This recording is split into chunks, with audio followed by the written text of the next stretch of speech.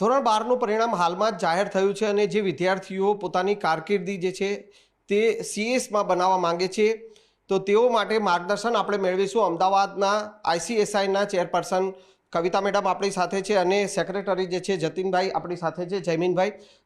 તેઓ પાસેથી જાણીશું કે આ સીએસ બનવું હોય, જે વિદ્યાર્થીઓ પોતે સીએસ બનવા માંગે છે તો તેઓએ શું કરવું, ક્યાં એડમિશન લેવું. કવિતા મેડમ શું કહેશો, જે વિદ્યાર્થીઓએ સીએસ બનવું છે તો તેઓએ શું કરવું, ક્યાં કઈ રીતનું માર્ગદર્શન જે છે તે તમારી પાસેથી મળશે કે તેણે સીએસ બનવું છે? આપણે સીએસનું જે કોર્સ છે ને સર, એ 12થના એક્ઝામ આપ્યા પછી કરાય છે, બરાબર. સીએસ એટલે કંપની સેક્રેટરી. કંપની સેક્રેટરી એટલે એ માણસ જે કંપની બનાવીને રહીને એના લીગલ બધા ફાઇલિંગ જે આરઓસીમાં રિલેટેડ હોય, કંપની બનાવવાનું, પછી એના આઈપીઓ લાવવાનું, કે એને બંધ કરવાનું, એના મર્જર કરવાનું, એ બધા કામ જે કરે છે ને કંપની સેક્રેટરી, એનો કોર્સ છે. એ 12th પછી કરી શકે છે. એનો એક સિમ્પલ એક્ઝામ હોય છે, સીસેટ એન્ટ્રન્સ ટેસ્ટ, બરાબર. કંપની સેક્રેટરીનો જે એન્ટ્રન્સ ટેસ્ટ છે એ વર્ષમાં 4 વાર થાય છે.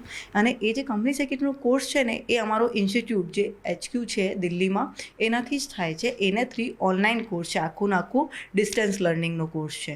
હવે જે સીસેટનો એક્ઝામ હોય છે ને એ MCQs બેઝનું હોય છે, વર્ષમાં 4 વાર થાય છે. જેમ હમણાં ચાલે છે 16 એપ્રિલથી લઈને 15 જૂનને વચ્ચે એક્ઝામની રજિસ્ટ્રેશન કરાવે ને તો એમને જુલાઈમાં એક્ઝામ આવી જાય. જેવી રીતે સ્ટુડન્ટ એક્ઝામ પાસ કરી લે ને એવી રીતે એ સીએસમાં એન્ટર થઈ જાય. હવે જે જ્યારે સીએસમાં એન્ટર થઈ ગયું ને પછી એ એક્ઝિક્યુટિવનો એક્ઝામ આવે.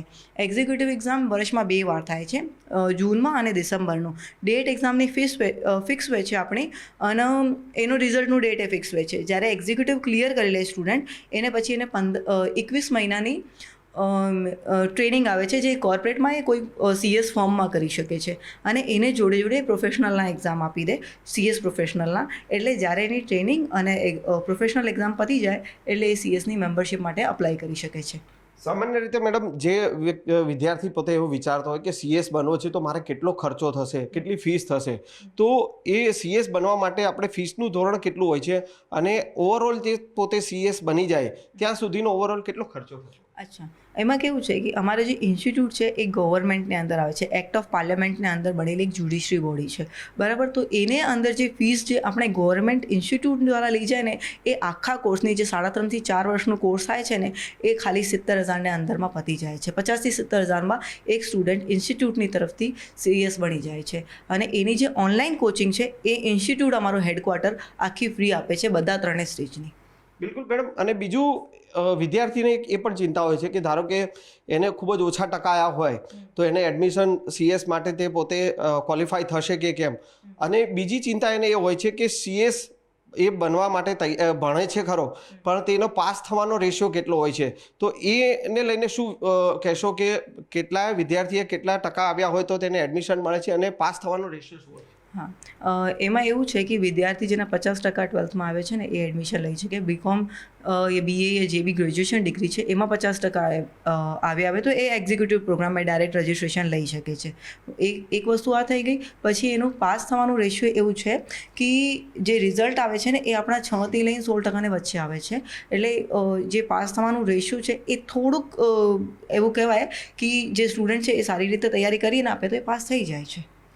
જમીનભાઈ પણ આપણી સાથે છે ને, તેઓ પાસેથી જાણીશું કે જે વિદ્યાર્થી પોતે સીએસ બની જાય છે તો હવે તેના માટે આગળના સ્કોપ કયા રીતના છે. જમીનભાઈ, એ જણાવો, વિદ્યાર્થી સીએસ માટે એણે અભ્યાસ કરી લીધો, સીએસ બની ગયો, તો એને આગળના સ્કોપ કઈ રીતના હોય? સંજયભાઈ, બહુ સારો પ્રશ્ન પૂછ્યો. કારણ કે આજે કોઈ પણ વિદ્યાર્થી હોય એ પોતાના 12મા પછીનો કોર્સ નક્કી કરે એજ્યુકેશનનો, તો એને 2 એક્સપેક્ટેશન હોય છે કે મને સમાજમાં એક સારી પદવી મળે, કે રેપ્યુટેડ ડેઝિગ્નેશન મળે, અને હું સારા પૈસા કમાઈ શકું, એટલે આર્થિક રીતે હું સમાજમાં સારી રીતે જીવી શકું. તો જ્યારે તમે કંપની સેક્રેટરી બનો છો, so you are a person who knows the secrets of the company called company secretary.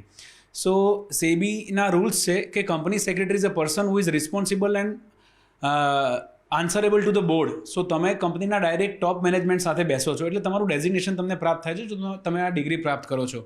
બીજું, તમે વાત કરી કે તમે ફાઇનાન્શિયલી તમને શું મળે છે, તો અત્યારે as far as concern with Gujarat, આપણે લોકો બ્લેસ છે કારણ કે બે વસ્તુના કારણે એક કંપની સેક્રેટરીની ખૂબ જ ડિમાન્ડ થઈ છે. One, we are bless with the gift city.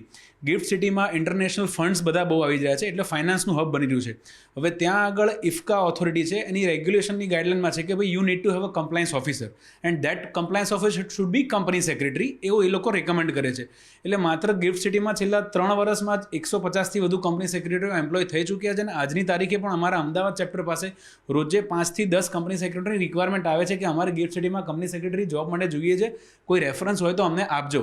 Number 2, તમને ખ્યાલ છે અત્યારે કેપિટલ માર્કેટ ખૂબ જ ઉપર છે, એટલે દેશ આર્થિક રીતે ગતિમાન થઈ રહ્યો છે, અશ્વગતિએ ગતિમાન થઈ રહ્યો છે. તો જ્યારે ફાઇનાન્શિયલ સેક્ટર ઉપર આવે છે ત્યારે બેન્કિંગ, ઇન્સ્યોરન્સ અને ફાઇનાન્સ આ 3 સેક્ટર માટે કંપની સેક્રેટરીની ખૂબ જરૂર પડે છે અને એમાં કંપની સેક્રેટરીને ખૂબ સારા પેકેજીસ મળતા હોય છે. સો અત્યારે જેવું આઈપીઓનું માર્કેટ છે, દેન સેકન્ડરી માર્કેટ છે, કેપિટલ માર્કેટ છે, આ માર્કેટ જેટલું ઊંચું આવે છે એટલી કંપની સેક્રેટરીની ડિમાન્ડ વધી જાય છે. કારણ કે જ્યારે આઈપીઓ આવે ને ત્યારે કોઈ બી કંપની આઈપીઓ ત્યારે જ લાવી શકે છે જ્યારે એના બોર્ડ ઉપર કંપની સેક્રેટરી ઓલરેડી હોય. If company do not have a company secretary board, they are not eligible to file an application for an IPO whether with the stock exchange or with the SEBI. જમીનભાઈ, એ કહો કે વિદ્યાર્થીએ જ્યારે CS કર્યું અને campus interview આપણે અહીંયા ઇન્સ્ટિટ્યૂટમાંથી થાય છે અને વિદ્યાર્થીઓને કેટલેથી કેટલા લાખ સુધીના પેકેજ, જ્યારે ફ્રેશર તરીકે જે પોતે સીએસ બનીને કંપનીમાં તે પોતે જોડાય છે તો કેટલું પેકેજ એને મળતું હોય છે? કેમ્પસ પ્લેસમેન્ટ એચઓ તરફથી પણ થાય છે કે જે છોકરાને ગુજરાતની બહાર બી જવું છે તો બી એને ઓપોર્ચ્યુનિટી મળતી હોય છે અને કેમ્પસ પ્લેસમેન્ટ અમદાવાદ ચેપ્ટર દ્વારા પણ કરવામાં આવે છે. જો હું ગુજરાતની વાત કરું તો starts from 4 lakh to 6 lakh rupees. It depends on the personal ability of a candidate. કારણ કે તમે કોઈ બી ડિગ્રી પ્રાપ્ત કરશો, ડિગ્રી તમને તમારા ઇન્ટરવ્યુઅરના કેબિન સુધી લઈ જશે, પછી તમારામાં ઇન્ડિવિજ્યુઅલી કેટલી કેપેસિટી છે એ ખૂબ જ માયને રાખે છે. એટલે 4 લાખથી 6 લાખ સુધીનું પેકેજ મળે છે અને જેમ જેમ તમને એક્સપિરિયન્સ થતો જાય છે, કારણ કે હું જાણું છું મારા અમુક મિત્રો છે જે કંપની સેક્રેટરી છે, મારાથી સિનિયર છે, they are earning in lakes of rupees on year basis. છેલ્લો સવાલ કે કેટલા સમય સુધીમાં વિદ્યાર્થી પોતે વિચારતો હોય કે કેટલા સમય સુધીમાં તેને આ સીએસ જે છે તે પૂરું કરી શકે, તો એ કેટલા સમય સુધીમાં એને આ સીએસ એ પોતે બની જાય? જેમ મેડમે વાત કરી, આ ડિસ્ટન્સ લર્નિંગ પ્રોગ્રામ છે. સો એમાં એવું નહીં થાય કે ભાઈ તમે એડમિશન લીધું, એક્ઝામ આપી એટલે તમે ક્લિયર જ થઈ ગયા. 2 સ્ટેજ બહુ અગત્યના છે. 40 માર્ક્સનું પાસિંગ છે અને 50 માર્ક્સ એગ્રીગેટ. ફોર એક્ઝામ્પલ, મારા પ્રોફેશનલ સ્ટેજમાં મારા 10 સબ્જેક્ટ છે તો મારે મિનિમમ 500 માર્ક ઓવરઓલ લાવવાના છે અને દરેકમાં મારા 40 પણ હોવા જોઈએ. એવા ઘણીવાર થાય કારણ કે જેમ તમારું સ્ટેજ એલિવેટ થાય એમ સબ્જેક્ટ્સ થોડા અઘરા થતા જાય. તો એ અઘરા સ્ટેજ થતા જાય તમારે મિનિમમ 500 માર્ક્સ લાવવાના છે એગ્રીગેટ માટે અને ઇન્ડિવિજ્યુઅલ 40 લાવવાના છે. અને મેડમે જેમ વાત કરી એમ હવે થોડો રેશિયો વધ્યો છે પાસિંગ થવાનો, કારણ કે ઇન્ડસ્ટ્રીમાં ડિમાન્ડ બી એટલી બધી છે પ્રોફેશનલી એઝ અ કંપની સેક્રેટરીની. તો લગભગ 10થી 12% જેટલો રેશિયો હોય છે, તમે પાસ થઈને કંપની સેક્રેટરી બની શકો છો. પણ હા, મહેનત ખૂબ માગે છે, એ વસ્તુ ચોક્કસ હું કહીશ.